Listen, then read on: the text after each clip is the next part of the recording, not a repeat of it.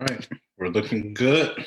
All right. We are looking good, and I think we are broadcasting, and I think we're up and running, man. How you feel? I'm terrified. Why? How do you Why are feel? you terrified? Oh I man. feel, I feel, I feel good. I got my water here, and I think it's gonna be good. I think it is going to be good. I mean, Oh, you're gonna upstage me I'm, with your purposeful hydration. I need all the energy I can get. I But love yeah, it. feel good. Well, let's go ahead and kick this thing off, man. I think we have some friends who are joining us. Um, we are we're actually really excited to be here. I think I speak on behalf of both Jeremy and myself that we don't really know how this is going to go. I think it's interesting that we talk about kind of how we got here and the conversations that we're having behind screen. But we wanted to get together and just have open dialogue, and I feel like a lot of people are kind of doing that these days. But we also wanted to see if we can come up with some sort of a solution as well. So I feel like this is going to kind of be shared in a lot of places. So I just want to introduce myself. My name is Jamil Frazier. I live in Southern California. I'm a dad. I'm a husband. I am a certified health coach, author. So kind of have my hands in a lot of different things. And, it's been really interesting year all around. And I think the past probably 4 weeks has even taken it to a whole new level. And I thought it would be good to invite a whole bunch of folks on just to be part of a conversation. I think there's a lot of people and a lot of things on a lot of people's minds. I know I've been asked to do probably like 20 different podcasts. Many of them I said no just because I don't know. I don't know how to feel sometimes. I don't know what to say sometimes. I like to hide when it comes to things like this, and maybe we'll get into why. But here we are, and I want you guys to get to know Jeremy a little bit. So, Jeremy, you want to introduce yourself and let Yeah. these guys know who you are? Yeah. So my name is Jeremy, and I want to start by those of you guys who are watching. I did say to Jamil that I'm honored first to be able to have this conversation, obviously. But I'm also honored that if you know Jamil, he recently has chosen to take my hairstyle. So I feel like that's a real compliment. So I'm honored for that too. But I am also from Southern California. We don't live in the same town, but we live pretty close. And I'm a dad of two boys, married to the woman of my dreams.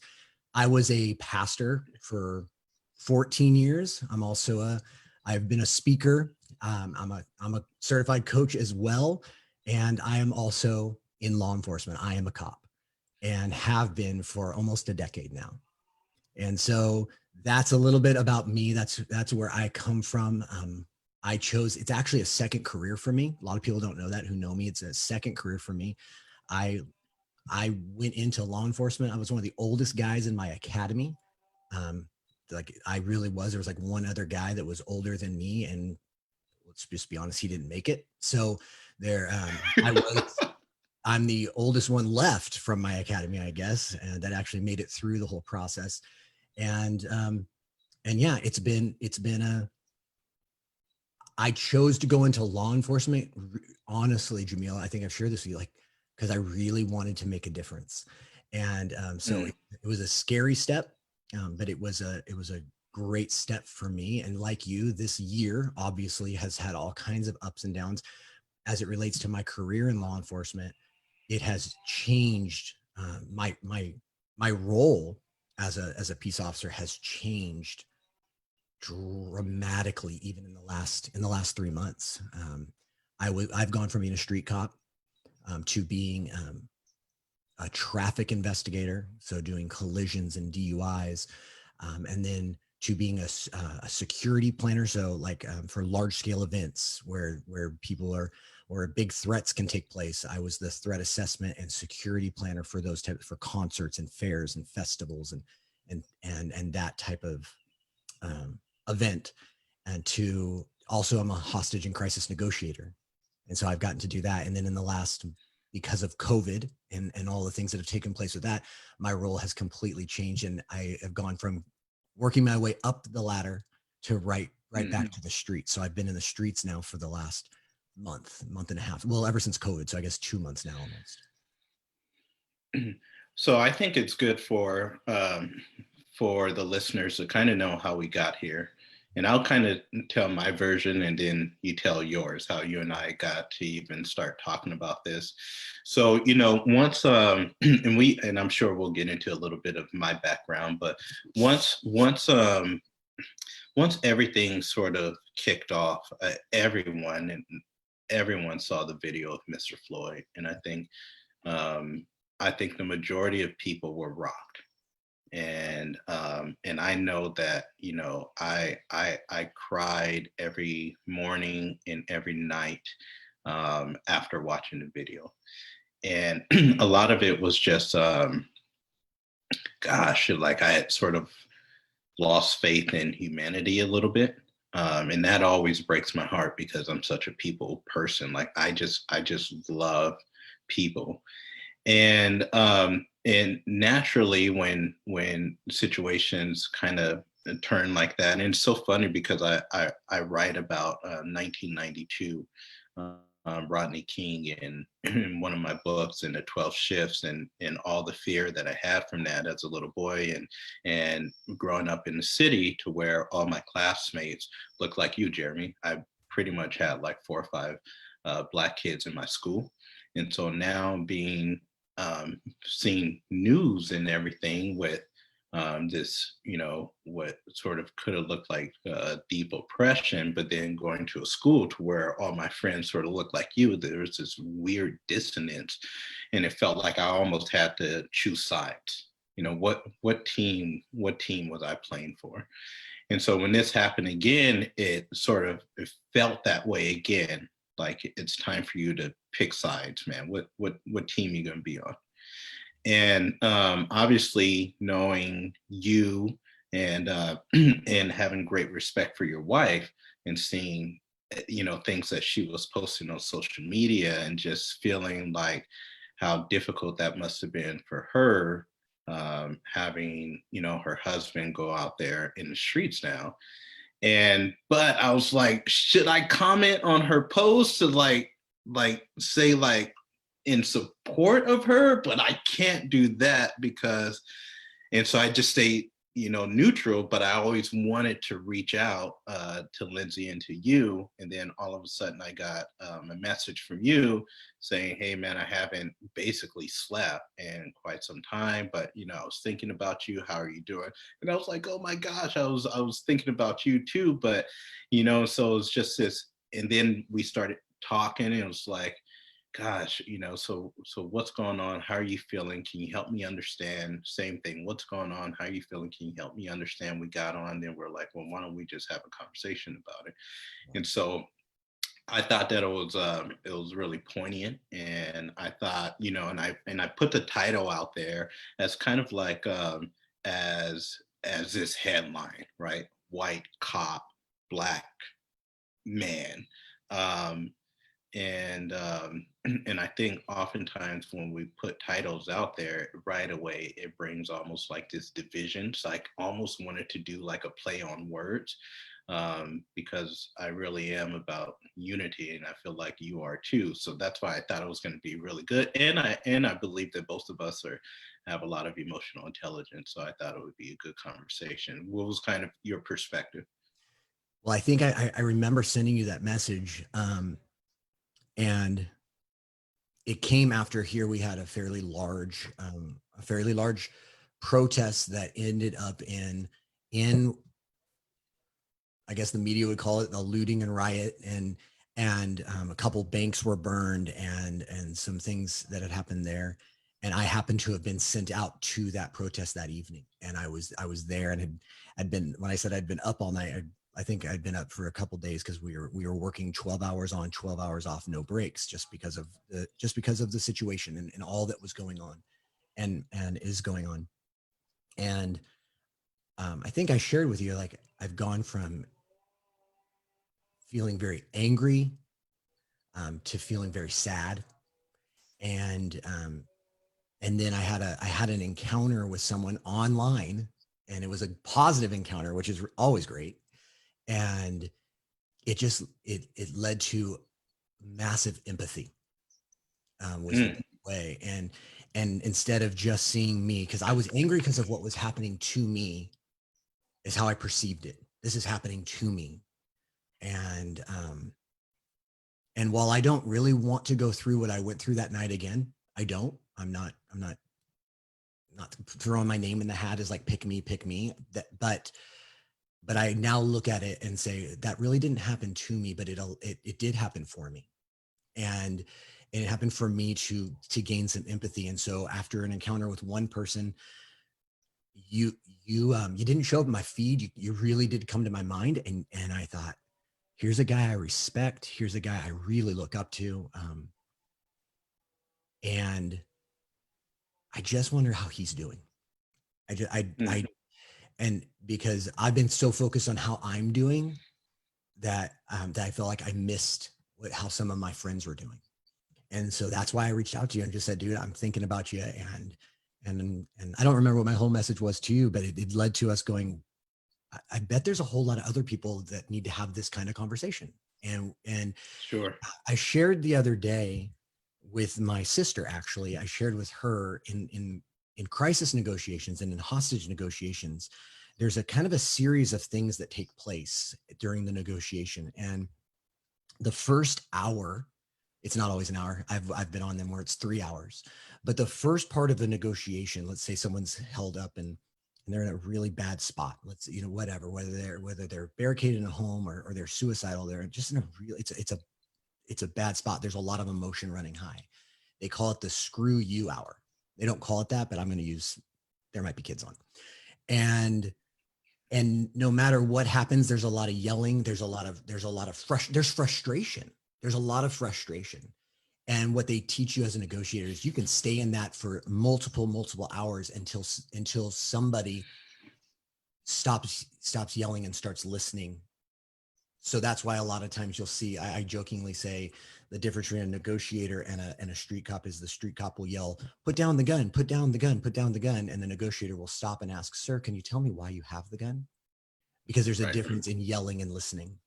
And that, I felt like for me, I was the guy caught up in that screw you hour because I was so mad. I was so mad.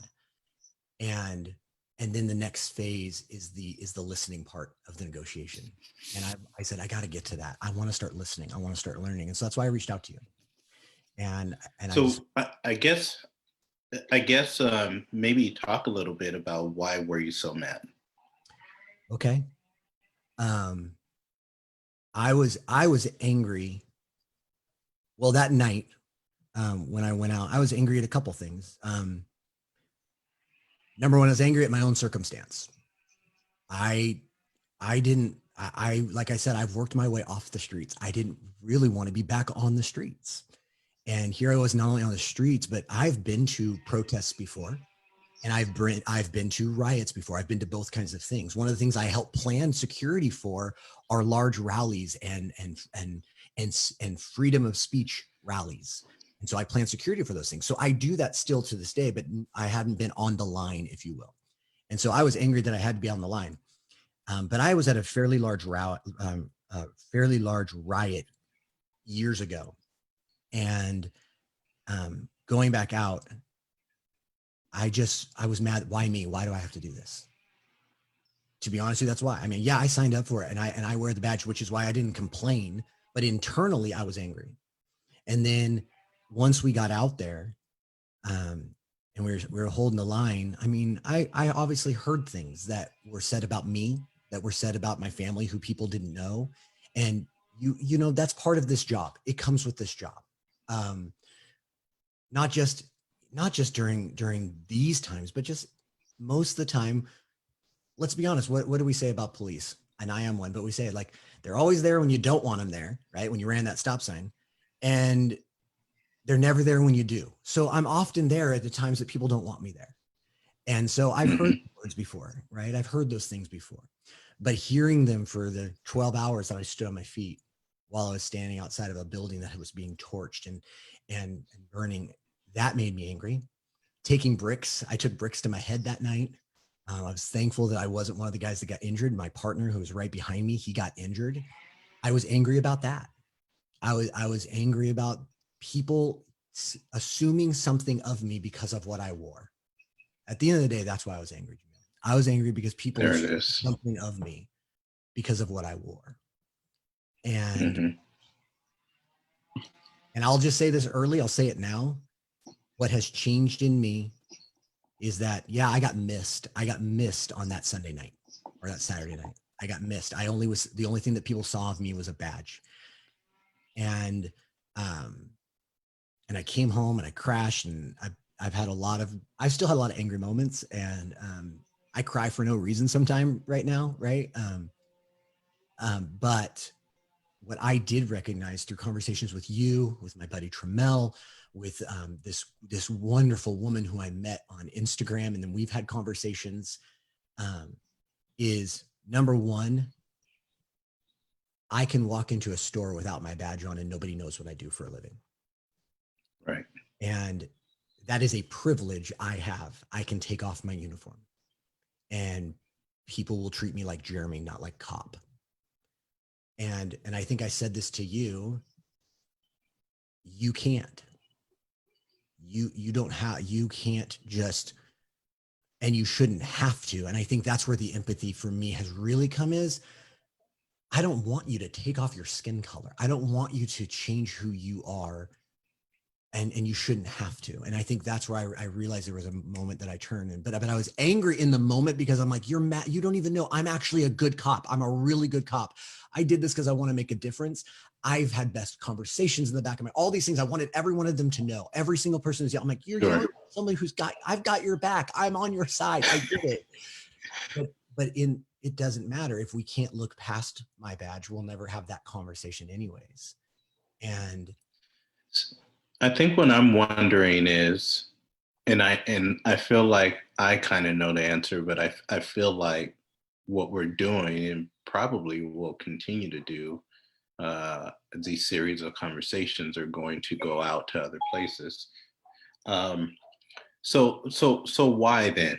You know, why are you? How can you be at a place of deep, profound anger and then allow yourself to move to a place of openness and a commitment to understanding? Why and how? well, I think the empathy is the reason why. Because because I can move. Well, the reason, because when I had that aha, that epiphany of um of like, well, shoot, I'll just quit my job and then I don't have to deal with this anymore. And then suddenly it clicked to me, oh, but Jamil can't do that. He can't just not deal with this anymore. So then I suddenly felt the reason that I wanted to reach out, the reason I want to have conversation and keep having conversations is because I believe that change only comes from conversations. And the reason why I want that is I feel like that is where the privilege comes in. So privilege equals responsibility for me. And so I've gone from a place, the reason why is I feel like it's my responsibility to fight for other people to not have to take off whatever and to become something other than they are. And so that's where this all started. That's why. Because when I had that moment, I took off and I'm like, I'm never going back. I'm not doing this. Oh, but there's other people that can't. And because of that, I have to do something. So whether it's with the badge or without the badge, I have to do something. And I have to empathize with people who have been treated horribly, not just in this generation, but I think I share with you, like, we're not that far removed from where it was okay to treat people like this. And so that's why. And then how, all I knew to do was to call you. all I knew to do was to message you because I don't know how. That's part of the reason we joked around about like when we first started, like, oh man, there's gonna be some people, like, what are people gonna think? And I said to you, I said, well, dude, you're lucky. I have zero friends because I'm a cop. There isn't, it has nothing to do with the color of my skin. It has to do with the badge I wear. And I got no friends on either side right now. So I don't know how other than to have the conversation and to be different, Right. how to be different within the badge, to be different and have the conversations at work, to have the conversations which I've done, which were scary to have for me. But that's how. Let me ask you a question if I can. You shared with Sure. me Because something. I'm good at this whole question asking Yeah, thing. We could turn the table, do dude. That's that not fair. forever. Not fair. But before I do, did that answer the question of why I Yeah, it did. um you shared with me something that has really stuck with me, and you said I have trust for any person. And I think you even mentioned you have a family member that was in law enforcement, Mhm. and you said, but something happens when they put on their uniform, the trust level for you goes down. Um, and so as it relates to how do I make a difference, and how do I start to change that, and how do I do this now? Um, my first question is, can you explain that a little bit, of like why all of a sudden does the trust level go down for you? You know me, but if you saw me in my badge, I personalized it. You didn't use me as the example, but I'll use me as the example. If you saw me in my uniform, your trust quotient for me would go down. So number one, explain that, and then number two, how do I how do we in law enforcement help it go up? Mm. We stay, or Mhm. at least stay the same regardless. I think I understand.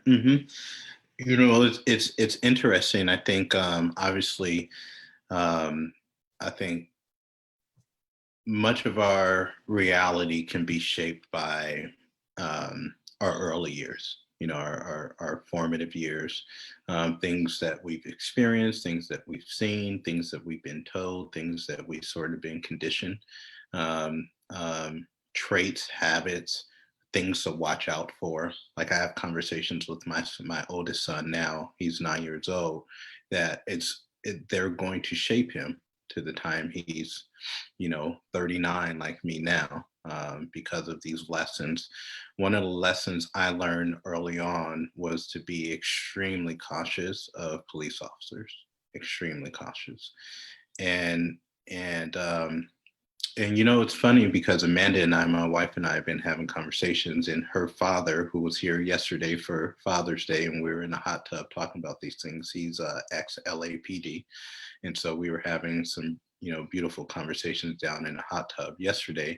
But I've just always known to have a watchful eye, um, of um, of law enforcement, and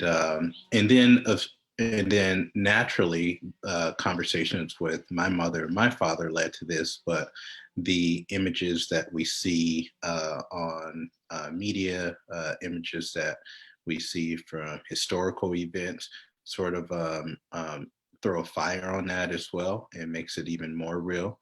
Um, and so I've always been watchful, always. Even even was yesterday. I was driving here in the canyons, and there was a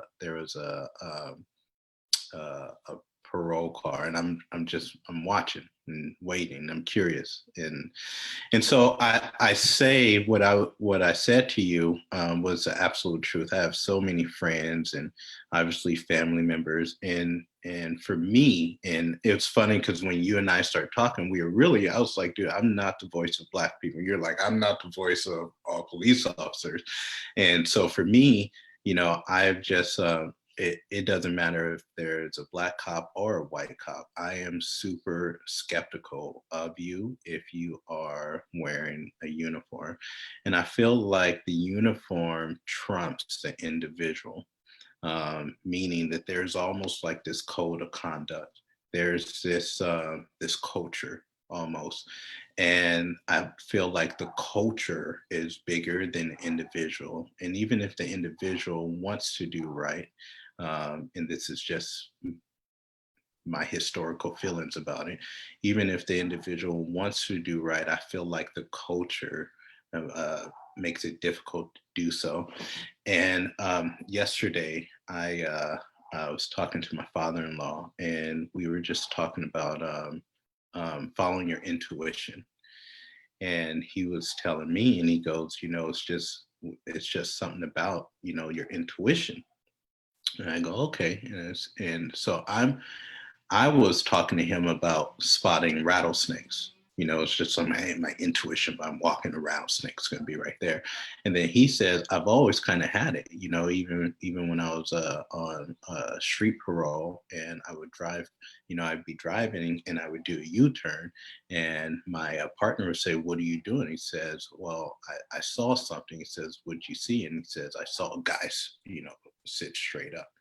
And he goes, I'm following my intuition. And he says, well, we don't have probable cause to pull him over. He says, well, we'll just find one. That's the sort of thing that I'm talking about. And and and so those are the sort of things that me, and I'm just speaking for Jamil, have always been curious about. And so outside of uniform, yeah, like let's dap it up, let's hug, let's do all that, because I know, Jeremy's going to be Jeremy. He's going to be the man of integrity and values and high moral compass and all these things. Inside of uniform might be a little bit harder to do that. Jeremy might want to do those things, but Jeremy may need to be hush hush on some things, or might need to stand to the side while some things aren't really going well. And Jeremy may know that, man, there's a union behind me, and a system that kind of got my back a little bit. And so even if things don't go, the way they're supposed to, then, I may not have to face the sort of charges that a normal individual might. And so for me, in my 39 years of being alive, I have just been very like watchful. Okay. And I can see that when you just, that example you gave, totally can see that. It's so hard for me. It is. I'm just being honest. Why?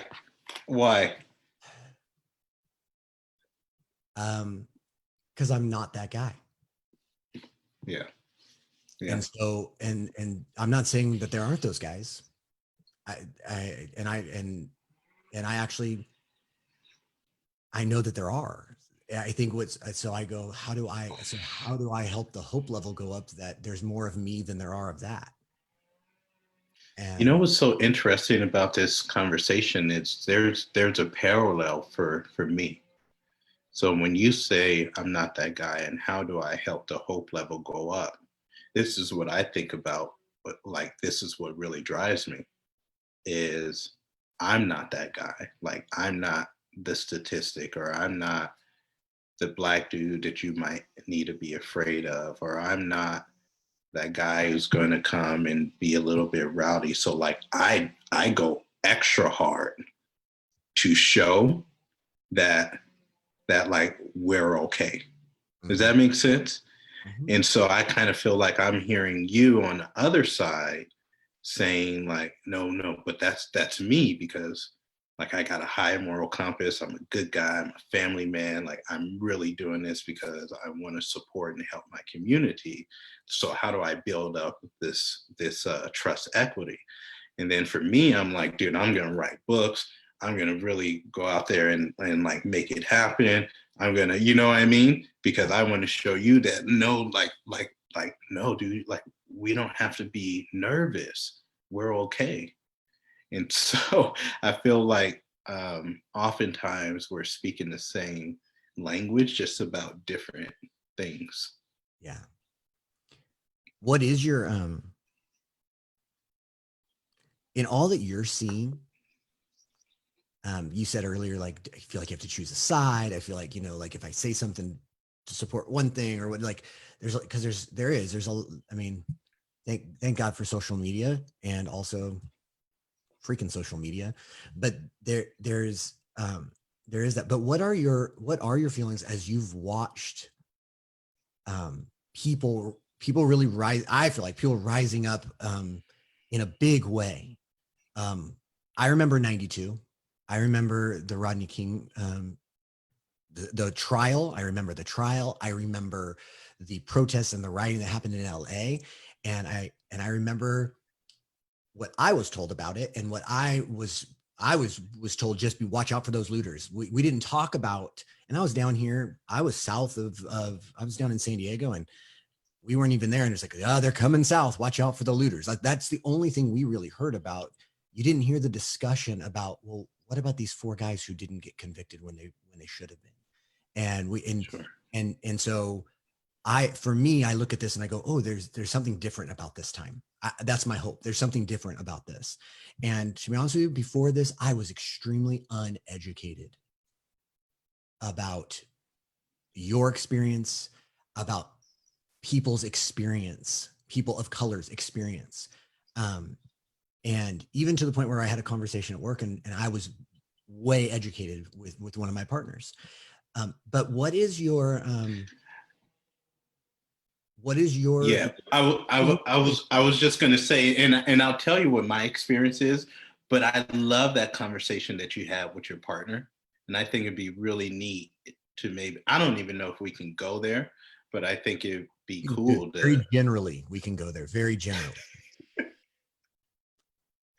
I and just we want, don't even have to. We could just dive into, and I think that would be I'll understood. figure out a way for us to share it. But what tell me though, like, what are you thinking this time? Do you feel like, are you hopeful that this is going to bring about change? Like, honestly, what are you, or do you think this is the beginning towards real change? What are your thoughts?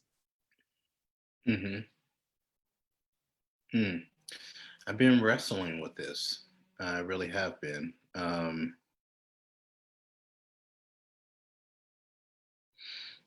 I I hmm.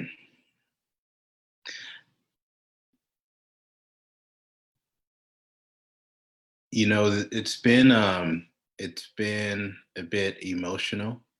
Um, it's brought it, it's brought a certain level of awareness. I think many of my friends have been um, have expressed that many of my friends who are not Black, or maybe not people of color, have expressed a newer awareness. Um, and if you were to ask me, well, what do I feel about that? I mean, I feel like I feel like, well, I guess that's good, you know. Um,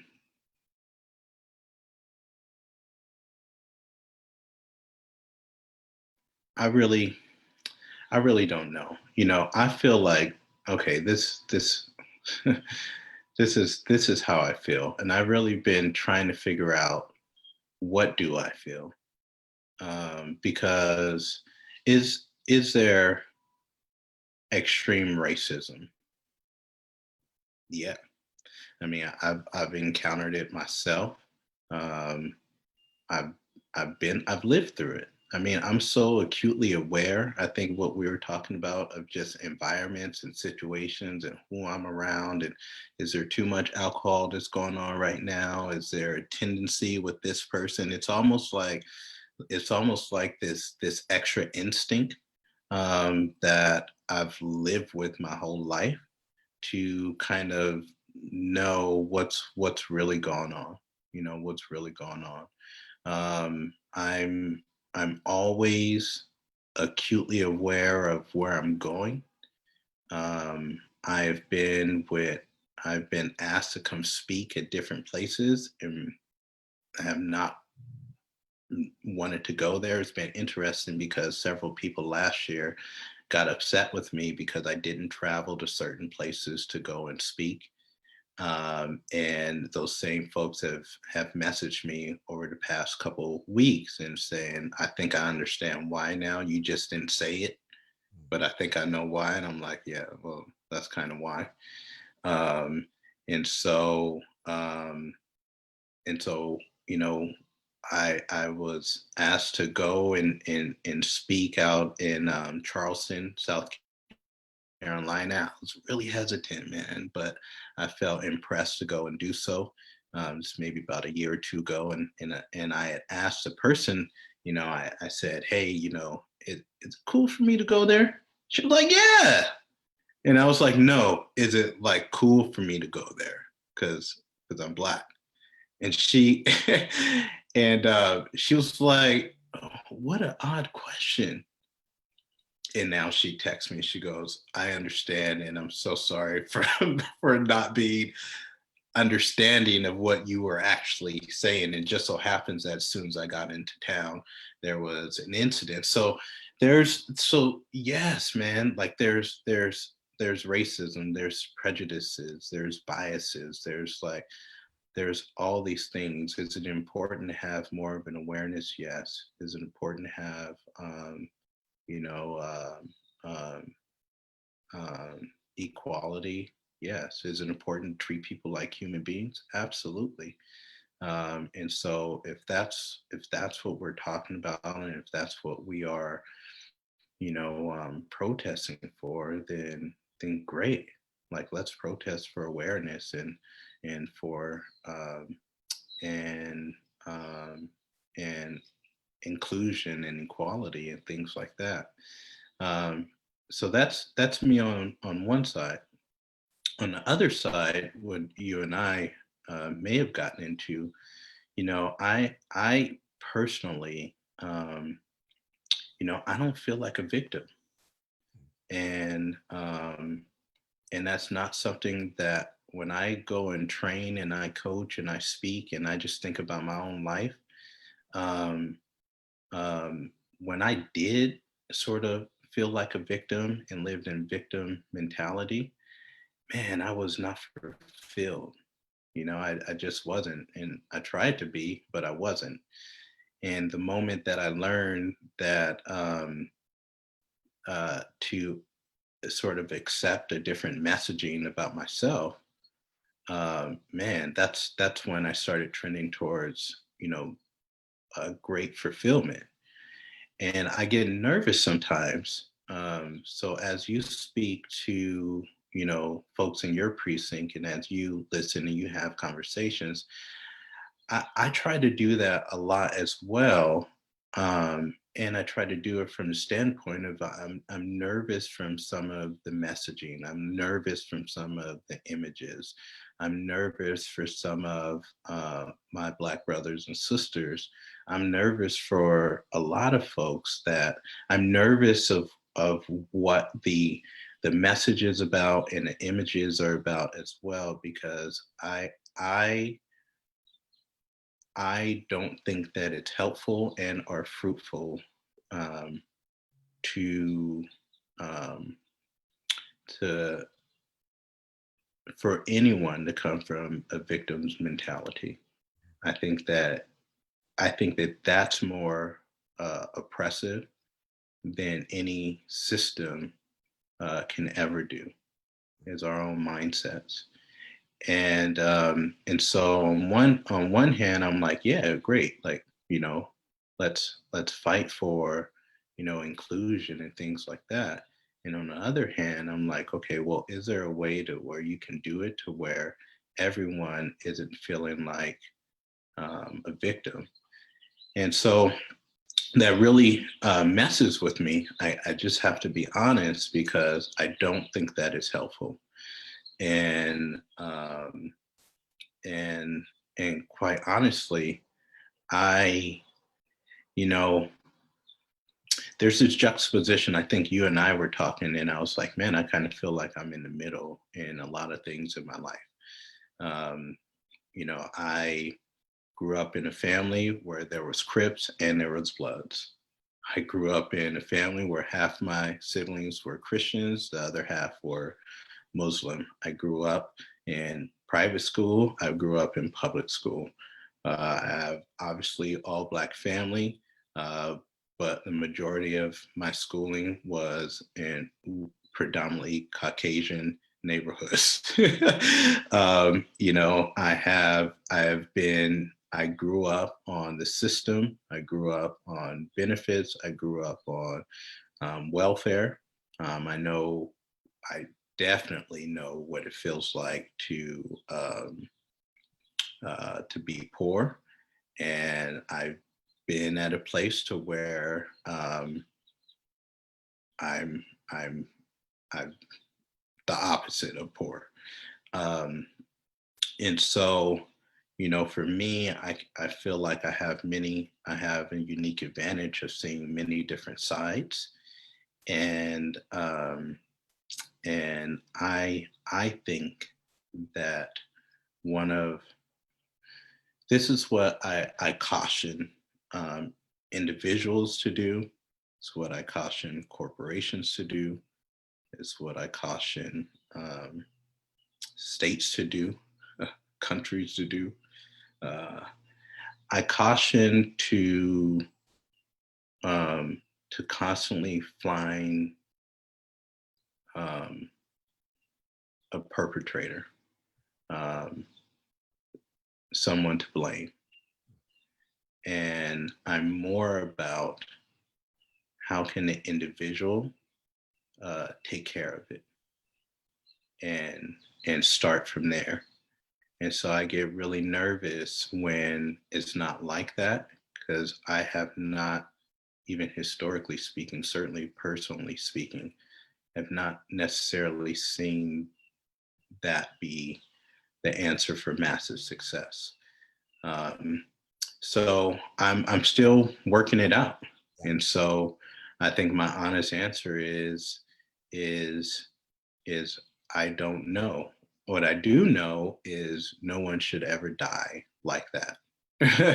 Even given such a complex background of the individual, like I said, I'm so pro human beings. Mhm. Um, so, Right. um, but I think also we have to be very watchful and mindful as to messaging and as to media as well. And there's a certain cycle that tends to happen about every 4 years, and so we have to be cautious. Yeah. Well, I am also pro-human, and I agree with you that nobody should die the way Mr. Floyd died. And you saw it, and you had your feelings, and I saw it. I actually didn't even know about it. I heard about it and said, "Hey, have you watched the news? Have you seen it?" And I turned it on and I saw it, and I didn't see. I saw a bad cop. I saw a really bad person. Um, that's what I saw, and I became frustrated and go, another person making me look bad, right? And so now I got to do Right. everything I can. Like you said, I can't. I'm not going to be the victim of that guy whose name I've chosen not to say. I'm not going to be a victim of him, um, because I have to do what I can do as an individual to make it different and to be different. And where you have instincts, and I was listening to you say what you said about instincts about law enforcement. Um, I think one of the things that does happen, and again, I don't speak for all law enforcement, and I want to make sure that's really clear. I don't speak for all cops. I speak for this Right. one.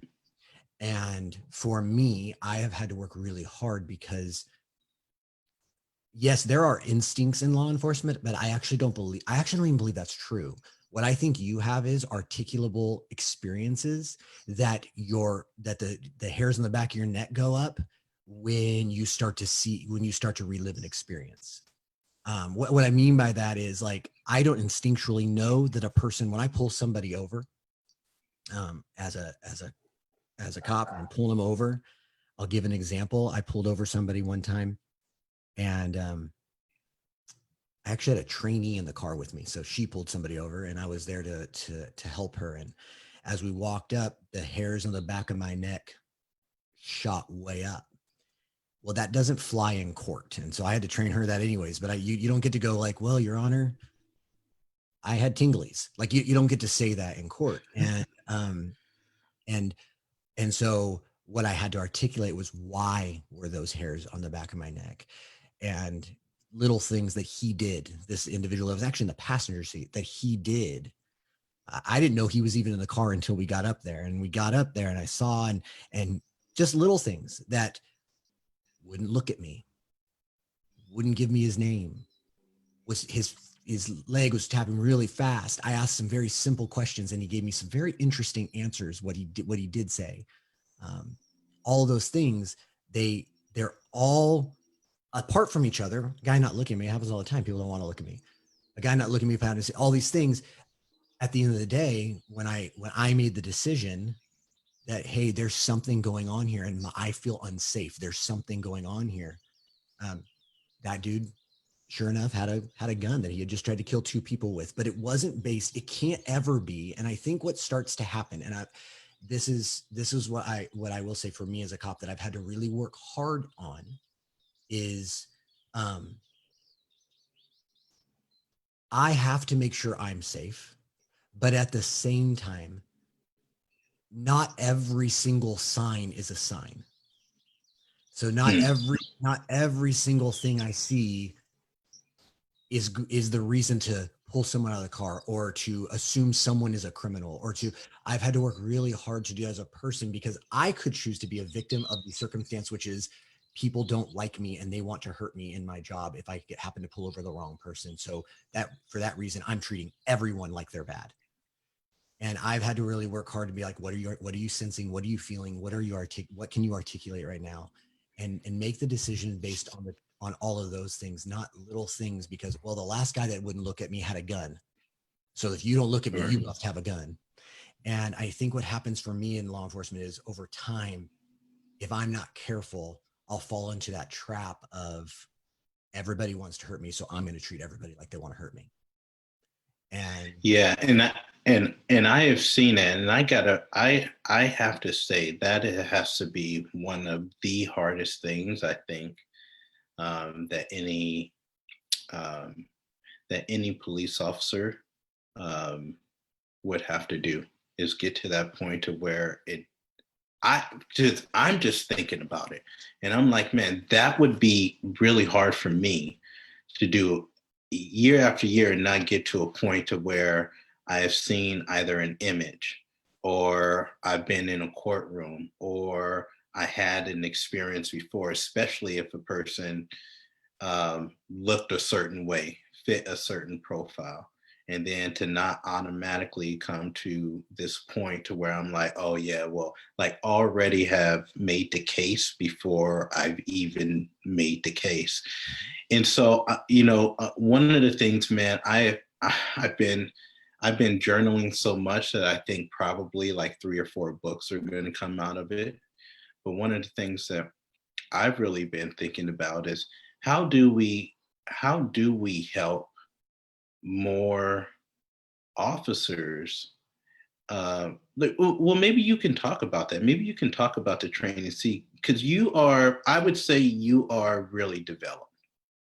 Like, I would say you have this passion, this openness, this curiosity. Obviously, we call it above the line, like this consciousness, to where you want to work on these things. But I would say you're progressive that way, and I could totally be talking out of my butt and just making overarching generalities. Um, but I feel like I've spoken to you enough to where and know enough about you to where this is something that this consciousness has been something that you've actively sought out and worked on. Is that something that is kind of like standard for what you have seen? And I'm wondering if that sort of coaching, like, are there like police coaches? You know what I mean? But there probably should be.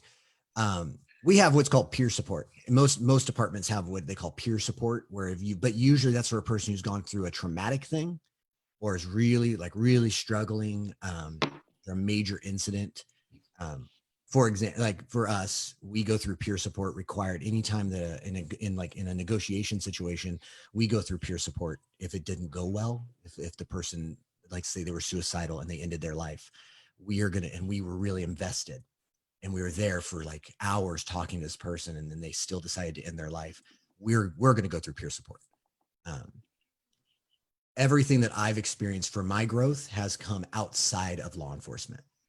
So it's come from me going to therapy. It's come from me engaging in personal development and growth and reading and learning and going to conferences. And it's come from that desire to Yes. grow. I would say there's a great guy. His name is Dr. And it's offered. There are moments that it's offered. So there's a guy named Dr. Gilmartin who wrote a book called Emotional Survival for Law Enforcement. And I happened to get to hear him speak before I went into law enforcement. And then about 5 years into law enforcement, I realized I had not applied much of what he had taught, and it was jacking me up. I mean, where I was coming home, where it was dealing with me and affecting me, where the job was affecting me, was actually not at work, except for one experience, and I don't mind sharing it, but it was affecting me at home. I mean, when I made a choice to get healthy, it started with my physical, and then I started pursuing more growth and more growth and more growth. And it was my son who, and I share this story all the time, Jamil, but it was my son, my high school. Well, he's in high school now. I mean, he was 13 at the time. He said, "Dad, I'm so glad you did this." I thought he meant I lost weight because I'd lost weight, and I said, "Well, thanks, because I do look pretty good." And he said, "No, I'm glad you got better because I'm not scared to mess up Mm. anymore." Yeah, imagine having your son say it. And I immediately, for me, I recognized it was a toll that this job takes on you. And it does take that toll on you. And I know we signed up for it. I try never to make, like, I don't want it to be an excuse. I signed up for it. I know what I signed up for. There's no, any cop who tells you they didn't know what they were getting into, they're not working for a good department, because every department puts you through a massive background check. They put you through a massive psychological evaluation, and your whole academy is spent telling you what you signed up for. Right. So I know I signed up for it. It didn't change that. So I had to go get help outside of it. And but there are people outside that do it. But does the average police officer go pursue that growth? No, I don't think so. Should it be mandatory? I believe so. But you and I I both do know. too. But do we know what we both know? Because you coach people all the time. Only people who are Right. They gotta want to. yeah, only people who are ready will. And it does take a certain personality. It takes a certain person to become a law enforcement officer, because you do have to carry a lot. So there's a lot of people coming into this that are pretty tough already. Um, and because you see things you can't unsee, you're at places you can't not go to. You're running in when everybody's running out. That takes a certain person. And some of it's heroic and some of it's just kind of crazy. I don't know that, like, it's not all the, if you wanted to be a hero, you can be a firefighter. So you got to be kind of got to have both if you want to be in law enforcement. And so I think it should be mandatory. I love that it's mandatory for my hostage negotiation team that I'm on. I love that because I work with these other people and I'm like, we got to make sure you stay healthy. So we need to go to this. But I agree with you 100% that there should be something like that. There really should. That there should be a I place. would love, I would love to be that coach. Me too. You know what I mean? Like I'm literally writing frantically as you are talking. I cannot imagine. That just seems logical to me that that would be something that's implemented, Right. especially in this environment. Like I cannot imagine. My whole life has changed. once I decided to engage in personal development. Oh yeah. I mean, dude, everything I graduated college with honors. It taught me nothing even close to what I've learned through developing myself and going to seminars and all the things that you have done. Even that's how we're having this conversation right now, which I'm sure we'll have many, many more. Yeah. Um, but Well, let me ask you um, this. I mean, think about this. Think about okay, this. sure. Not to keep we're harping on something that we both agree on. But the word I would give to what you've experienced and now what you do, that you carry around, that little bit of that skepticism, a little bit of like, uh-oh, what's this person going to say once they have one more drink, that kind of thing. Hmm. I would call it, in my world, we would call it hypervigilance. Okay. So you have hypervigilance, like you're like, oh, I'm aware. I'm super aware of what's going on around me. And the difference is you've come by that through just bad experiences, right? Through a lot, not just, but through a lot of bad experiences, through a lot of things you've seen that were not positive. They're, we are trained to be hyper vigilant every moment of every hour of every shift, because being anything but hyper vigilant will get you killed. So I do notice the guy who, when I drive, he pops up and he turns. I don't necessarily go, oh, I got to stop him. I wonder, is this the dude who's going to pull a gun out on me? I do notice if a person starts reaching around in their glove box when I'm walking up to their door of a traffic stop, because my assumption is there's a gun in there. I don't automatically, I'm not been trained to assume that they're reaching for their registration. I have to assume the opposite, because the one time I'm wrong is the time I get killed. So we're trained to be hyper vigilant all the time. If you don't have a process by which to detoxify that, because that is stress, right? It's just ongoing stress, and stress is toxic. If you don't have a process by which to detox at the end of a shift, or at the end of a deployment, which is a full week of shifts, then you're taking that with you everywhere, and you're living with that all the time, and it's going to build up until eventually it either destroys you, your family, or you do something really stupid on the job. And Hmm. I do agree, like, that's, hypervigilance is essential to survive on the job, and completely can be destructive to your personal, your family, and Mm. the actual job you've been trained to be hypervigilant on. Hmm. So Hmm. Wow. I agree. So so what's interesting is we're up at the hour, but I don't think we got into like any of the questions that we wrote down. Because there's so much more that I know are on the minds and hearts of people.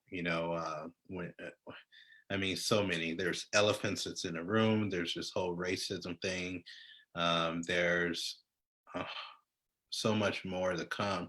I think it'd kind of be good if we just do this weekly, Yeah, I'm down. maybe about the same time, and see kind of where it takes us. I'm learning so much. To be honest with you, the feeling I'm getting is that there's some sort of book on the other side of this, or some sort of something to where, because even now, and like my whole thing, dude, I was up at 3 o'clock, and Amanda turns over, she goes, "Why are you up?" And I'm up because I gotta figure out how to make this better. Yeah. That's why. And so I'm like, I have to, that's just how I am. Like once I set my mind on, I have to freaking, I got to put this puzzle together. And even today, I'm like, oh my gosh, like how it can't be that difficult to have, I don't even know what it would be called, but like I don't know the proper word, but like police coaches. Like I'll be the first guy. Like put me in there. I'll spend a large amount of my time. Hell, I'll give them my book. Like just read this, and like we'll all be good. And no, but so now I'm just like I'm thinking about it, but I think some really cool stuff will come out of this. Yeah, I hope so. And I would say, if we're gonna, I keep seeing people are going, yes, do this again. I see that in the chats in here. And I don't know what's going on Facebook. I'm kind of scared to look at what's going on Facebook, but But I would say, I think if we're going to do it again, Jamil, I'd love to hear what other people have to questions they have. And just not that we're like, just that they can throw it in and let us know. Cause maybe there's something that you and I are Sure. missing. And I think it'd be so good. Cause my biggest fear, it really is, because you said the 4-year cycle. I have seen it happen. I've been on law enforcement in this world for almost a decade. And this is the second major things in my town where I work, um, that has led to, and it's gotten progressively, it's gotten more noticed, but it's also gotten progressively violent. And I wonder what, after the screw you hour is over, are we going to keep having the conversation?